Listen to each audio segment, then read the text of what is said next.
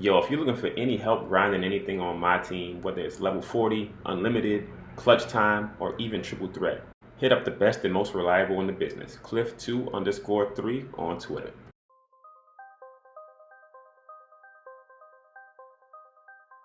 What's good, YouTube, man? It's been a while since I've done one of these videos, but this is going to be the real review of Pink Diamond Magic Johnson and why I think he's the best point guard in NBA 2K23, my team, man. So, Magic Johnson, man, one of my favorite cards to use, and I obviously have my own unique style. So I'm going to be giving you guys some tips on how I set my Magic up and how I think he's best to be used as we move forward in the game and styles changes and people move towards the meta. I think playing a more unique way is actually a beautiful way to use this Magic Johnson card. So I'm going to be showcasing some of that today in this real review of Magic Johnson. So sit back, relax, and let's get into some badges and let's talk Magic Johnson. So he is obviously on my main squad. And we're just going to go through how I set up my Magic Johnson. Now, I bought him off the auction house, but I was looking for some particular badges. Back down Punisher, Bully, Drop Stepper, all the stuff that's going to have him be a beast in the paint. I wanted that on him, but I also wanted stuff like Pick Dodger. I wanted him to have those shooting badges like Claymore and Blinders. So I waited until I could find a Magic with some extra badges, and I went and scooped him up. Now, Hall of Fame Bailout is another one that I wanted to add to him, so I actually threw my own Hall of Fame Bailout on him because when I'm driving to the lane and I want to do his fancy passes, I want to be able to do it out of the air. I want to be able to do his passes no matter what's happening on the court and make sure it's going to hit my players in their hands so they can be ready to shoot the ball. So I would recommend grabbing you a badged up Magic off the auction house, but if you have to use the base Magic, that's okay too. All right, now let's talk about the team setup. And of course, everybody's going to have different ways they set their lineup, but Magic Johnson does what not many other guards can do. He's 6'9" at the point guard position, so he changes the dynamic of defense in the game. He allows you to be able to guard 1 through 4 with him, and then you can play switch defense. You can put your best defender on the point guard and have Magic guard the power forward. There's so many different things you can do when he's on the court. So by putting him on a power forward or somebody bigger at times, he does have the interior defense to be able to stop them, but it puts him in good positions to rebound the ball. Magic Johnson's a great rebounder, so being able to get those rebounds from your point guard position is amazing, and it helps your defense out a ton. And I like to surround him with defenders, but also players that can go get buckets, like Kobe, Paul George, and Scottie Pippen, who has one of my favorite shots in the game. Then we got Kareem, who's going to be locking down the boards and dominating inside. Now, if I want to run somebody like Porzingis, which is on my team now, I can actually put him in instead of Kareem because that favors Magic slashing style a little bit better. So it depends on what you want to do, but that's how I like to set up my team. But when we get into Magic Johnson's hot zones and in the freestyle, we're going to be talking about some of the moves I like to use with him most and how is most effective in game with his signatures and how the badges come to life. So let's talk about shooting first. I think Magic Johnson has a pretty easy release. As long as you get the timing down, you should be able to green with Magic. He has good hot zones all around.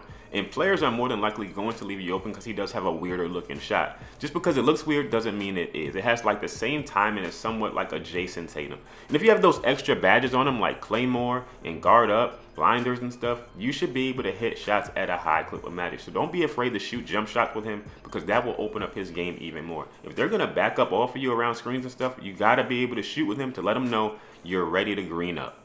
Now, Magic's half-court dribbling is pretty decent, but in the fast break and in transition is where he's really effective. His moving crossover, moving behind the back, and between the legs are deadly. They create so much space. They're going to allow you to get into the lane easier, to set your players up easier for assists.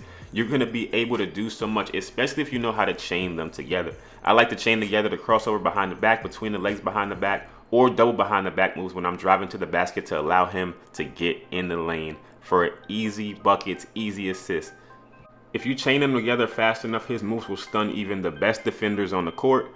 His ability to slash makes him that much harder to guard because every time you get in the lane, you have an opportunity to not only kick it out for assists, but his packages allow him to be able to finish at the rim easily as well. His Euro step dunks and all that come with that are amazing. And we're going to start talking about some of the best ways to set your players up for assists right now.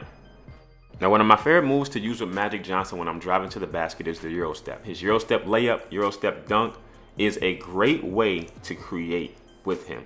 So when you go into the basket, you're going to hit left and then right on the right stick, or you can hit right then left, and you're going to hold in that direction. And if you hold RT, it's going to change it from a layup to a dunk. and that's how you activate his Euro step. But what this does is not only allows you to get to the rim for him to score, but it's going to open up a couple more seconds for you to decide where you want to pass the ball. And we're going to talk about that along with flashy passes too. So one of my favorite things to do is to get in the lane with him, Euro step, and figure out what I want to do after. So let's talk about how to make a decision out of the Euro step. Once you start the animation, he's going to take his 2 steps and you have time to figure out where you want to give the ball. Once he starts taking those steps, is the defense coming closer to you? Are they moving away? Are you going to be able to go for the dunk?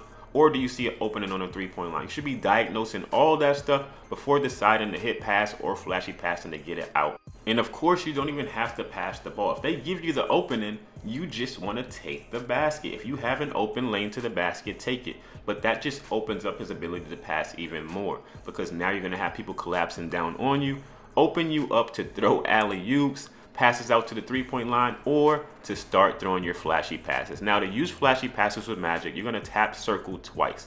Or you can just throw a regular bounce pass by pressing circle with him. Now, he does have the Showtime animations for his passes, so his regular passes are going to get some flashies as well. But I like using that double tap circle. You're going to be pressing the left stick in the area that you want to pass the ball. My passing sensitivity is on the regular base. I don't change it. It's not on openness. I just know exactly where I want to pass the ball. So if you want to throw the flashies, you're going to be double tapping circle. If you want to throw regular passes, you're going to press A. And if you want to throw a bounce pass, you're going to just tap circle. And that's going to allow you to open up Magic Johnson's passing abilities and get players open. But the biggest thing I can say is to be creative out there. Try to do things different each time you play. Run different freelances, run different offenses, and you'll see people cutting in different areas. And this is going to allow you to start bringing some more stuff out that you wouldn't do normally, and it'll become second nature to you. And that's the reason why I love using Magic, because he makes me more creative when I'm playing 2K. So this has been my real review for Magic Johnson, man. And hopefully you guys took something from it, and hopefully you go pick him up if it's somebody that you would like to use, but you're kind of scared because of his movement and other YouTubers saying not to use him. I definitely recommend it if you're looking to have more fun, you're looking to be unique, try different things, and not play the super meta style. Now, of course, Magic Johnson can smash smaller point guards. Of course, he's going to score inside. That's why I didn't show a lot of that stuff, just post-move stuff, because I wanted to show you how you can use him in a more fun, unique way. And then the other competitive stuff, you're obviously just going to do anyway, but this throws a more fun style into it, man. So hopefully you guys enjoyed it. I enjoyed making it, and I'll catch you in the next one. Peace.